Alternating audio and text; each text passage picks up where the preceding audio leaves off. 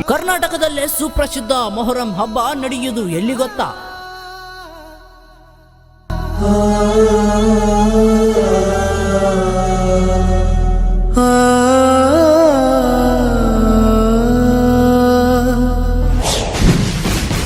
ವಿಜಯಪುರ ಜಿಲ್ಲೆಯ ಬಬಲೇಶ್ವರ ತಾಲೂಕಿನ ಸುಕ್ಷೇತ್ರ ಕಣ್ಬೂರು ಗ್ರಾಮದಲ್ಲಿ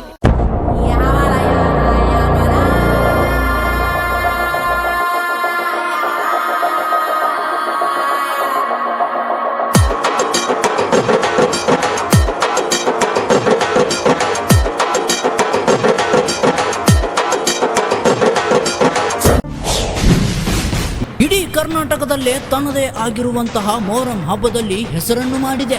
ಚೋಳ ತಲೆ ಎತ್ತಿದಾಗ, ಚೇರ ಗಡಿ ಮುತ್ತಿದಾಗ, ಕೊಂದ ಕನ್ನಡದ ಕಪ್ಪು ಮಣ್ಣಿನವನು.